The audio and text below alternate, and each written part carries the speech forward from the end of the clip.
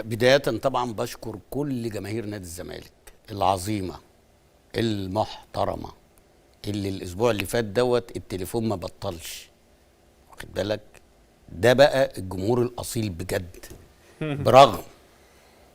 برغم إن أنا سبتهم ورحت النادي الآخر، ولكن عمرهم ما عملوا حملة ملهاش لازمة زي دي، عشان بقول حق ربنا، واخد بالك؟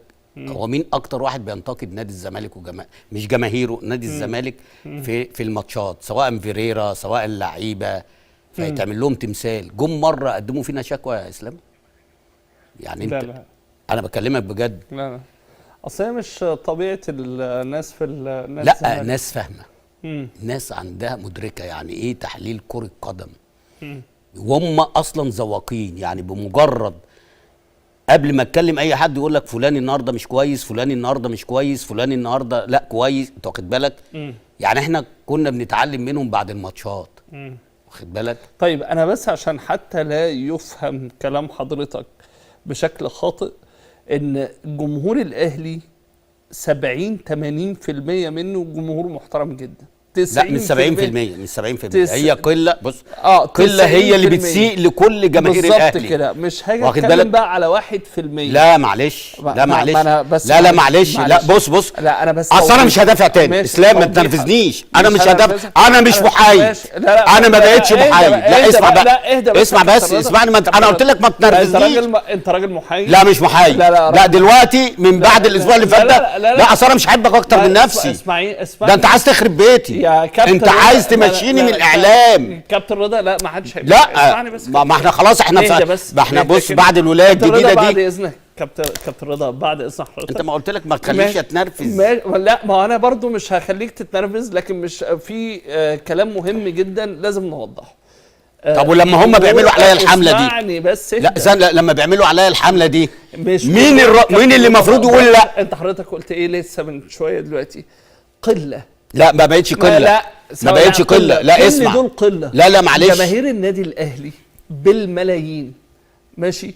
فبالتالي انا دول قله ايا كان، وقفل على القصه ديت، لان هي في النهايه انت رضا عبد العال حبيبي. ماشي كابتن رضا، ما هم بص كابتن رضا، بص انا بقول لك نادي الزمالك بعد اذن مين اللي اتجرح اكتر؟ حضرتك بعد اذنك استنى بس، مين اسمعني بس كابتن رضا رد عليا بس بعد اذن حضرتك واخد كام بطوله مع نادي الزمالك؟ رد عليا. واخد 3 دوري وكاس وافرو اسيوي. كام؟ ادي كده 5، ماشي؟ كام تاني؟ قول لي. ما انا مش فاكر والله، بس في تقريبا 6 7 8. 8؟ لا ممكن 8 7 في الحدود دي. 7 بطولات مع نادي الزمالك، ماشي؟ واخد كام بطوله مع النادي الاهلي؟ لا مش مقياس. لا قول لي بس. لا مش مقياس. يعني رد على سؤالي، ربنا يكرمك، رد على سؤالي. ما اعرفش برضه، بس هو 4 5. لا عدي. كام؟ 10 بطولات؟ لا اكتر. 12 بطوله، 13 بس مش بالبطولات، بالاحترام يا اسلام. يا كابتن رضا بعد اذن البطولات دي تغور في داهيه على جنب هنا وهنا. كابتن رضا مش الاحترام يا كابتن رضا، امشي معايا للاخر بعد اذنك. هنقول 13 او 12 وهنا 7.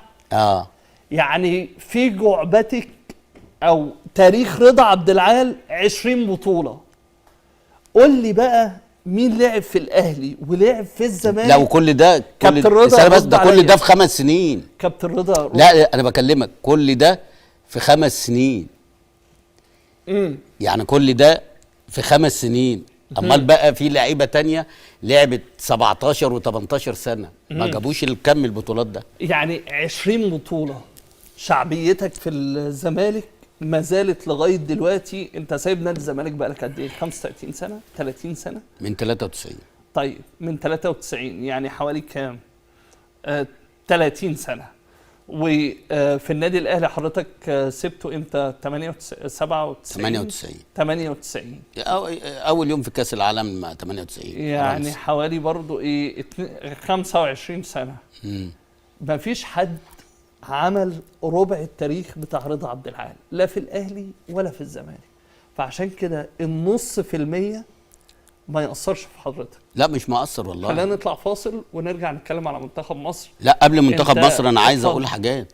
ماشي. يا قبل الفاصل بقى. ماشي. احنا خلاص شكرنا نادي الزمالك وجماهيره. طبعا بشكر الاستاذ معتز الشامي، طبعا الراجل المحترم اللي صحفي هو متميز. اللي هو يعني مش عايز اقول لك ما سابنيش الفتره اللي فاتت دي تليفونات.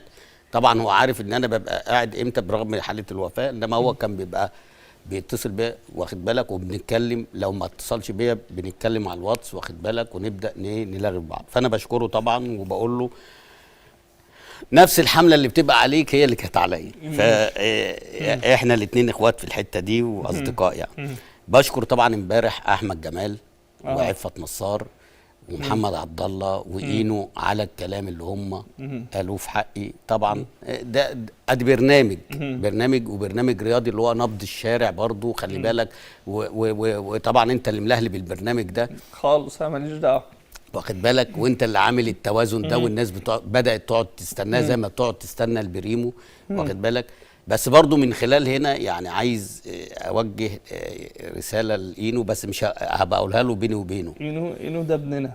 لا، ما هقولها له بينه وبينه، بس هو يعني انا عايز اقول له ايه، ما تتحمقش قوي. ماشي، وبقى اقولها له لا ما انا فكل واحد بيقول لك ايه، جحا طيب اولى برحمته. فانت اينو نجم. ايوه يا حبيبي، كان في الزمالك ده خلي بالك، ده انا مثله الاعلى.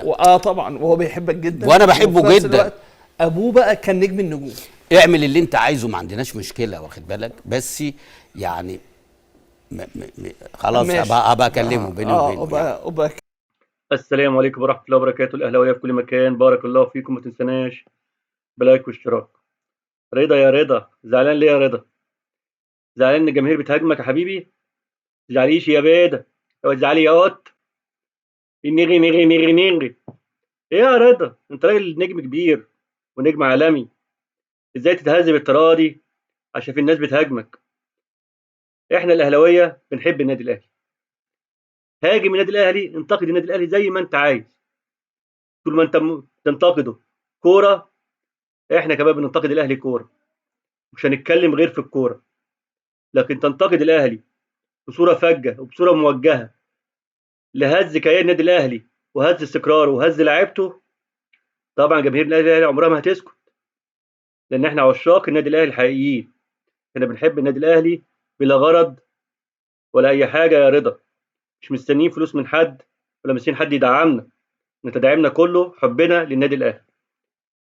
كونك شغال على النادي الاهلي بصوره موجهه ومنهجه، وده اللي احنا شايفينه وحاسينه، ده اللي بيخلينا نرد على الكابتن رضا. احنا قلنا لك قبل سابق، احنا بنحب رضا عبد العال لما كان في الزمالك، وبنحبه وهو موجود في النادي الاهلي لما كان لعيب. بعد انتهاء دورك كلاعب، انت اللي بتحدد كيف سيتم التعامل معك. احترمت تاريخك واحترمت النادي الاهلي، كل الناس هتحترمك وتحترم تاريخك وتحترمك. لكن ما احترمتش تاريخ النادي الاهلي، ما تزعلش من رد فعل الناس. رد فعل الناس ده مش في ايدك، ده هي معطيات.